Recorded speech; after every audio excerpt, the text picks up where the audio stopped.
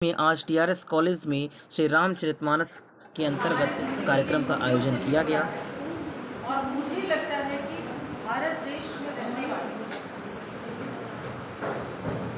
बच्चे से लेके बुजुर्ग तक और बुजुर्ग से लेके बच्चे तक, दक्षिण से लेके उत्तर तक, पूरब से लेके पश्चिम, चतुर्थी राम और तुलसी न जानता हो कोई ऐसा नहीं। किसी के मन में विरोध हो सकता है राम और तुलसी को लेकर, लेकिन जानते सब हैं, पहचानते सब हैं, समझते भी सब हैं। जब आप किसी की ताकत को समझते हैं तभी उसके साथ खड़े होते हो, तभी उसके विरोध में खड़े होते हो। वर्तमान कालखंड जिसमें हम लोग जी रहे हैं, भारत देश में नहीं, वैश्विक स्तर पर एक बहुत उथल पुथल का दौर चल रहा है। वैश्विक स्तर पर एक बार 20वीं सदी के पूर्वार्ध से लेकर मध्य तक आते आते लगभग हर देश कहीं न कहीं युद्ध में संलग्न, बम गिराए गए हिरोशिमा पर, नागासाकी पर, इस तरह की एटम बम तक की यात्रा कर ली लोगों की युद्ध की। वर्तमान में भी हम देख रहे हैं कहीं न कहीं अस्तित्व की लड़ाई के लिए लोग लड़ रहे हैं। और कैसे अस्तित्व की, किस अस्तित्व की लड़ाई के लिए लड़ रहे हैं? नाम देश का लेते हैं और वास्तव में वो अपने व्यक्तिगत बातों की पूर्ति के लिए अनेक लड़ाइयाँ। दुर्भाग्य की बात है कि धर्म को लेके भी लड़ाई कर, और जो धर्म समाज को जोड़ रहा है और जोड़ता रहा है, क्योंकि धारण करते हैं जिस चीज को वही धर्म, और धारण जो करेंगे, कैसी चीज धारण करें कि धर्म बने, जो हमारे जीवन के ऊपर ले जाए, उचिता की हो। लेकिन हमने परिभाषाएं बदली, रूढ़ियों को धर्म का नाम देकर के संघर्ष करना। ऐसे अराजक से हो रहे समाज के निस्संदेह थोड़े से गंभीर पाठक, थोड़े से गंभीर है दुनिया और जीवन के प्रति, जब हम तुलसी के पास जाते हैं, मुझे ऐसा तो जिंदगी की राह, क्योंकि तुलसी का दौर भी बहुत अच्छा दौर है। और तुलसी ने मुगल साम्राज्य से लेके सभी राजाओं को चुनौती दी थी, जिन राजाओं ने भोग विलास को जीवन का आधार बना दिया था और समाज के बिखरने का कारण। आज भी हम लगभग उसी तरह के, मैं केवल भारत की बात नहीं करूँ, मैं वैश्विक स्तर से जोड़ती हूँ। और अगर इसके जैसे कोई भी विद्यार्थी हैं, दर्शन शास्त्र के हमारे बीच बैठे ही हैं, विधायक के रूप में अर्थशास्त्र के हैं, आर्थिक व्यवस्था भी चरमराती है जब समाज में विध्वंस या जब समाज में विग्रह होता है, सामाजिक ढांचा टूटता है, रिश्ते टूटते हैं, रिश्ते। ऐसे समय मानस मंडल जो है हमारे यहाँ का, उसके तत्वावधान में 5 दिवसीय तुलसी जयंती समारोह का आयोजन। तुलसी किसी एक की खाती नहीं, तुलसी सबके हैं। और तुलसी बाबा रामचरितमानस लिख करके उस जगह पहुंच जाते हैं जहां तुलसी को देखो तो राम मिलते हैं, राम को देखो तो तुलसी। आज कबीर भी अगर जरूरी लगते हैं तो वो इसलिए जरूरी लगते हैं कि जो हमारे अंदर में क्षुद्रता बैठी हुई है, उस क्षुद्रता के लिए हमको पूछते हैं जगा के कि आप कहाँ उलझे, कहाँ फंसे, तो वो हमें उस जगह खोज के बाहर निकालते हैं। और तुलसी बाबा मशाल की तरह खड़े होते हैं जो एक राह दिखाते हैं कैसा होना, ऐसा हम लोग रामचरितमानस पढ़ते समय समझते या मानते या जानते। फिर भी प्रश्न चिन्ह रामचरितमानस पर, तुलसी पर भी बीच में भी मुझे लगता है सर महीने दो महीने पहले उठाए गए और ऐसे आक्षेप उनके ऊपर लगाए गए जिन आक्षेपों का यहाँ पर मुझे अभी बोलने का औचित्य नहीं है, जब ये खत्म हो जाएगा कार्यक्रम तो मैं स्टार्ट करती हूँ कि वो थोड़ा सा प्रकाश डालेंगे कि आक्षेप कितने निराधार और कितने राजनीतिक का स्वार्थ, उस पर उनका लगेगा। बोलेंगे लगभग जो बात हम वो भी बोलेंगे, इसलिए मैं चाहती हूँ कि मैंने जो शुरू में बोल दिया है तो समापन हमारे ओपन से मैं इस भूमिका के साथ इस कार्यक्रम को शुरू करने की इजाजत मांगती हूँ। कार्यक्रम की अध्यक्षता के लिए हिंदी विभाग के अध्यक्ष डॉक्टर गुलाबोगा जी से। और भाषण प्रतियोगिता में कितने प्रतिभागियों के नाम आ रहे हैं और जो उनको सुनने आए, रामचरितमानस लिखने वाले से रामचरितमानस सुनने वाला ज्यादा, लिखने वाला तो लिख दिया, वही निर्धारित करेगा ना कि जो लिखा है वो क्या है और कैसा और हमें कैसे तुलसी बाबा के मूल्यों से टकराव चलते हैं। मुझे लगता है हर युग हर कार्यक्रम में चीज़ें ऐसी आती हैं कि हमें टकराना पड़ता है। इसलिए आज का जो विषय है बड़ा ज्वलंत, बड़ा समसामयिक और मुझे ऐसा लगता है कि बिना पढ़े भी बिना तैयारी के इस पर कोई भी खड़े होकर बोल सकता है। जिसलिए समाज के नैतिक विकास में रामचरितमानस का योगदान है।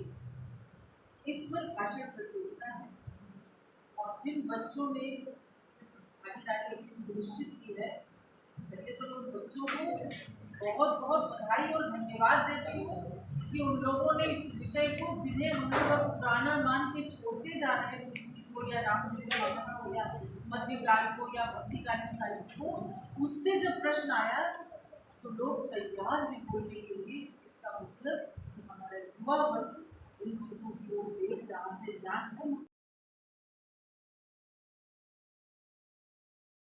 समाज के नैतिक विकास में रामचरितमानस का योगदान।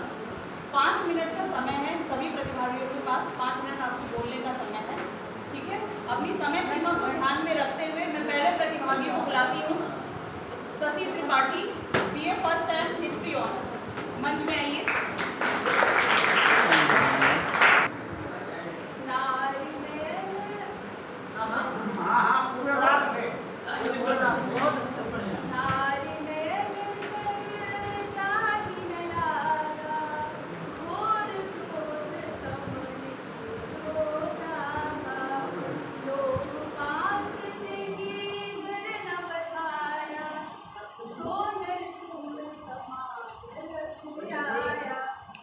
रामचरितमानस की पंक्तियों के साथ मैं इस सभा में उपस्थित सभी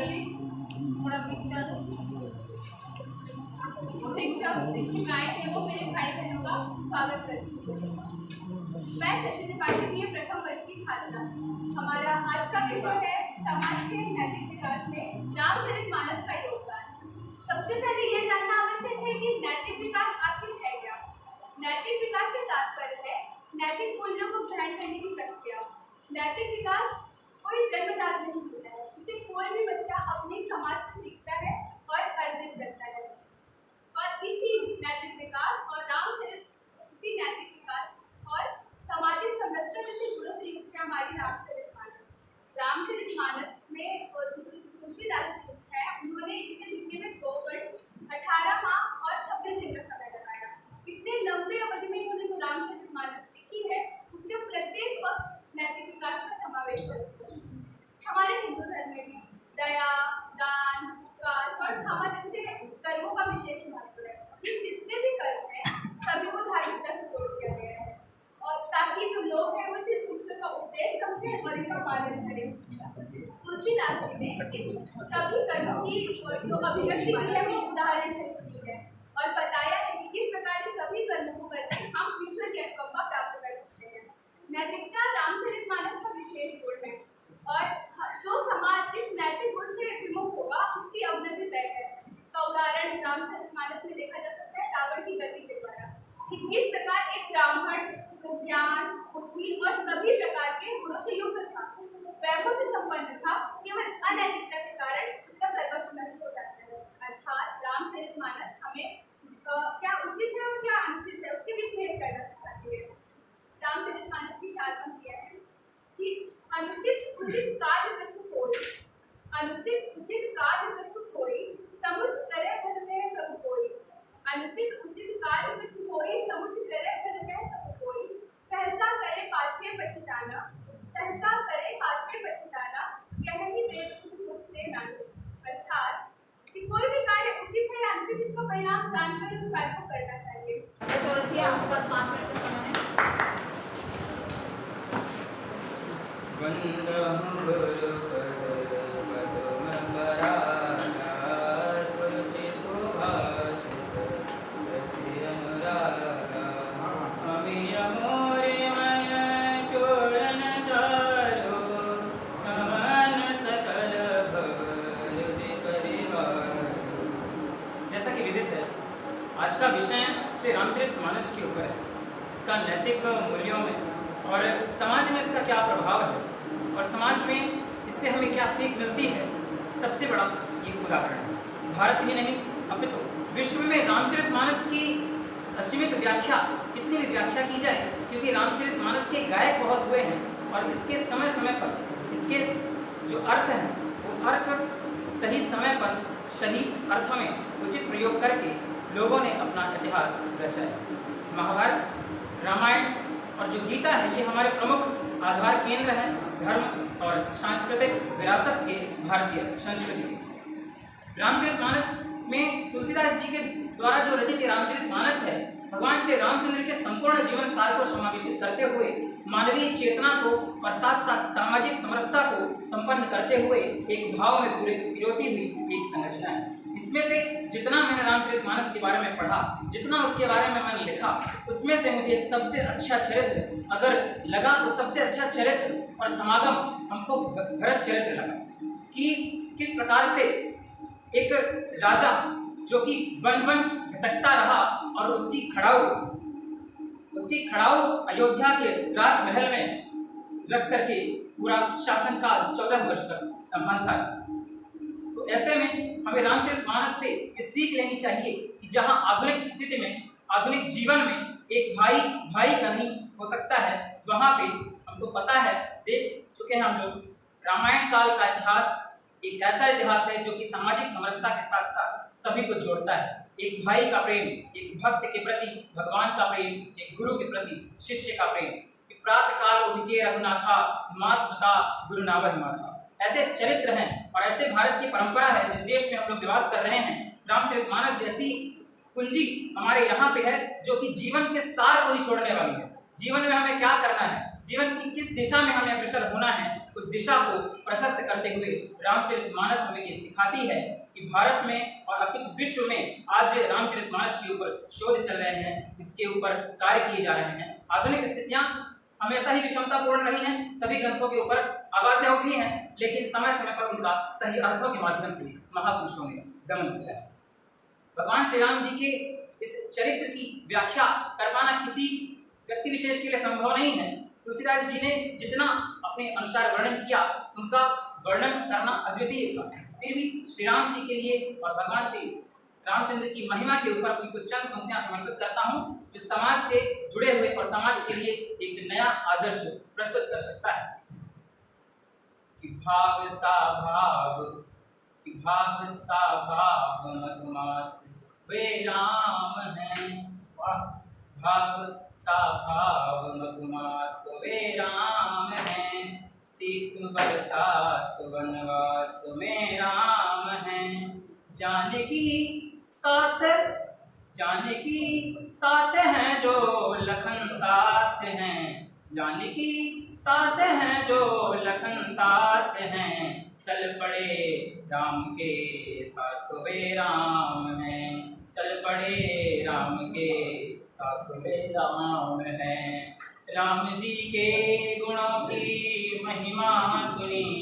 राम जी के गुणों की महिमा सुनी। तुलसी की वाणी और ज्ञानी सुनी। तुलसी की वाणी और ज्ञानी सुनी। राम जी का चरित्र जिसमें एक पति और एक पत्नी का जीवन कैसा होना चाहिए, कठिन परिस्थितियों में, विषम परिस्थितियों में भी साथ दे। मंगल भवन मंगलहारी प्रभु सुदशरथ अजर। श्री रामचरितमानस इसी चौपाइयों के साथ आप सभी को मेरा आदर नमस्कार। मैं कृतिका त्रिपाठी, बीए प्रथम वर्ष की छात्रा, आप सभी के समक्ष रामचरितमानस के नैतिक विकास में योगदान के बारे में बात कर रही हूँ।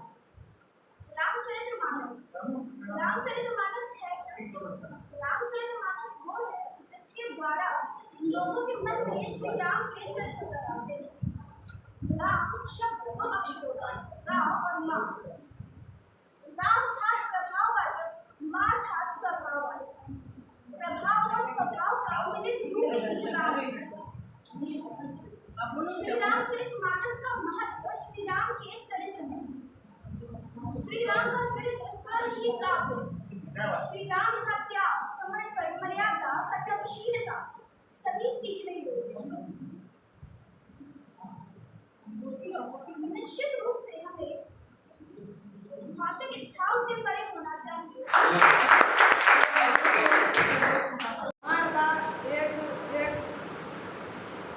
विभक्ति, एक एक शब्द और एक एक चरित्र, एक एक चरित्र सबको शिक्षा देता है।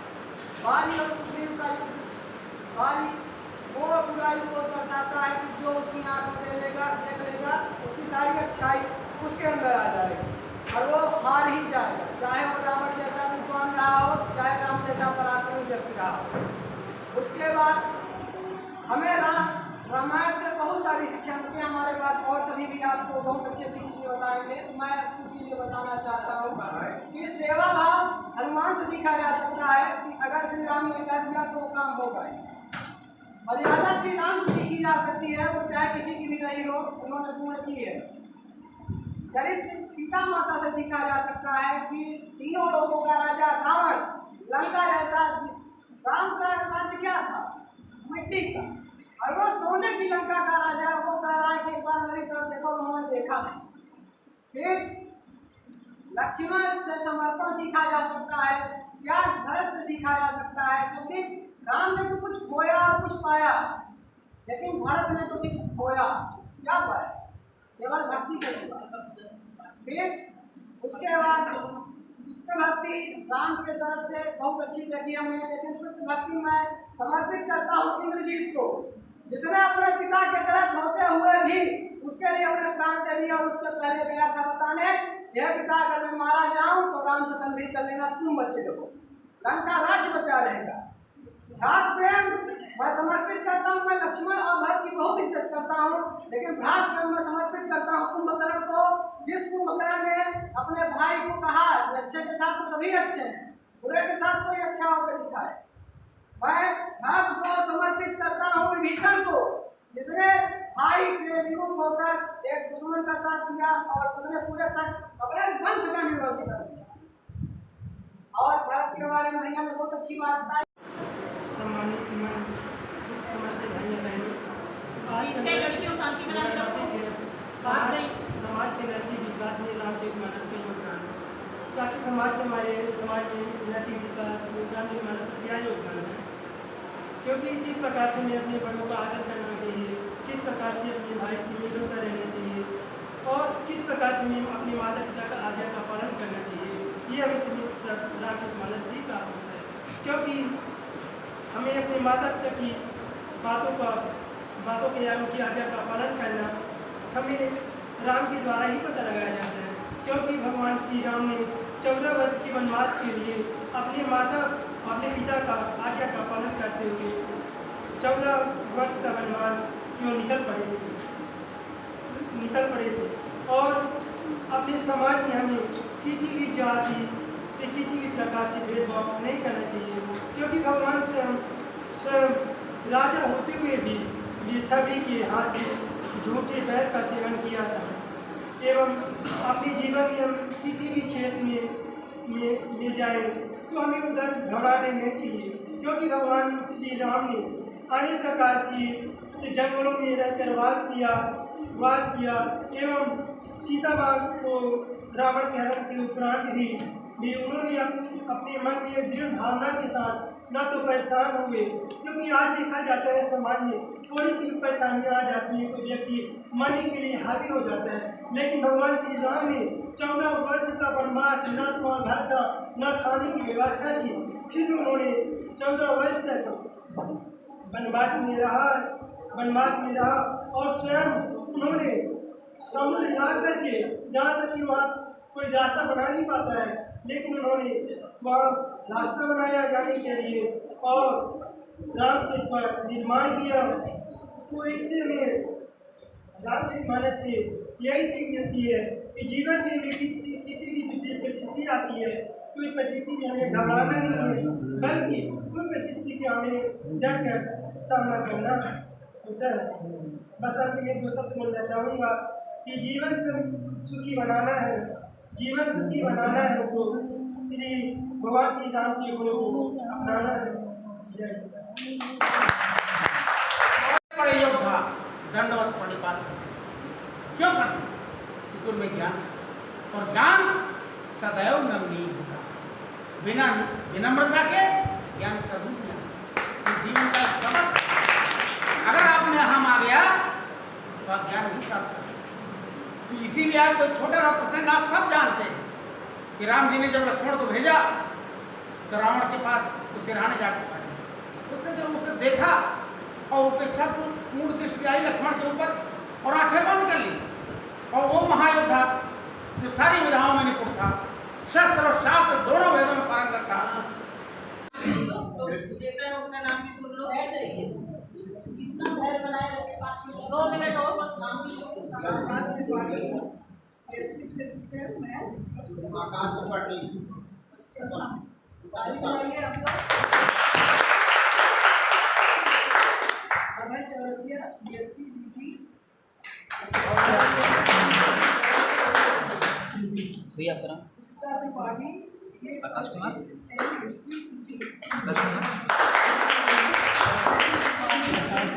ये फर्स्ट सेम हिस्ट्री चतुर्थ। और कौन? Sadhvi Pandey MA Tiwari MA third same. आप सब लोगों को बहुत बहुत बधाई। इसी तरह आगे बढ़ते रहिए और विजय हासिल करना है। धन्यवाद मैडम। कितना रामचरित आप लोगों ने परिणाम सुन लिया। आदरणीय प्रोफेसर डॉक्टर मुला वर्मा, कार्यक्रम के संयोजक हमारी गुरु माता आदरणीय professor doctor Subra Dwivedi madam, हमारे अग्रज, हमेशा हम लोगों को सीख देने वाले। अब सूर्य के सामने हम लोग क्या बोले, हम लोग एकदम दीपक के समान है, धूप समान है। आदरणीय भूपेंद्र सर को हम आभार व्यक्त करते हैं, उन्होंने इस कार्यक्रम में आकर के इस गरिमा को और इस कार्यक्रम में 4 चांद लगा दिया है। मैं उनका आभार व्यक्त करता हूँ। एक बात और मैडम ने आज की, आज फन माना वो भी जोड़ो। सर को अध्यापक हमारे बड़े भाई आदरणीय professor doctor Mukesh Shah sir, मैं उनका हार्दिक स्वागत भी करता हूँ, आभार व्यक्त भी करता हूँ। दर्शन विभाग के प्राध्यापक भाई आशुतोष सिंह जी, मैं आपका हार्दिक स्वागत करता हूँ और आभार व्यक्त करता हूँ आपने आए। आपका विभाग से बैठी हमारी मैडम, उनको भी आभार व्यक्त करता हूँ। और हमारे आयोजक मंडल, हमारे विभाग के साथी, हमारी बड़ी दीदी आदरणीय अनिता मैडम, आपका मैं आभार व्यक्त करता हूँ। और जो हमेशा मुझे डांटती हैं और समझाती भी हैं और सिखाती भी हैं, उनको आभार व्यक्त करता हूँ। आदरणीय डॉक्टर रानू मैडम का,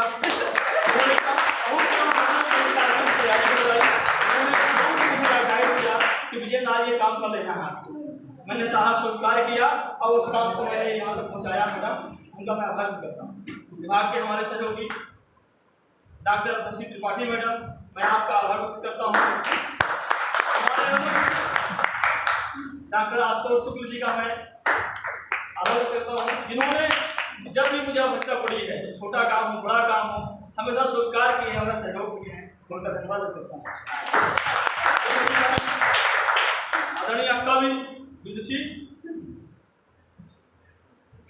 डॉक्टर दिव्या मिश्रा मैडम का मैं आभार व्यक्त करता हूँ।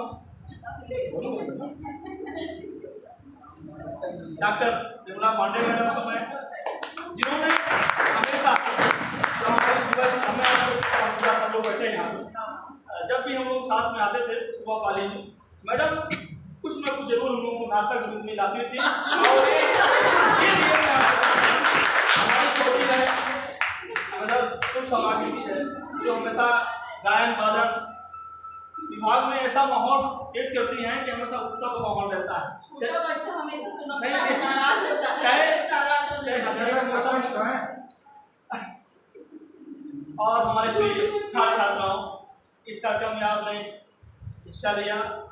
समाज के नैतिक विकास में राजमानस का योगदान, निश्चित रूप से ये विषय प्रासंगिक है, हमेशा रहेगा। क्योंकि तुलसी ने धर्म के विषय में क्या बोला है कि पर ही धर्म सरस ने भाई, अपर पीड़ा सबने अजमाई।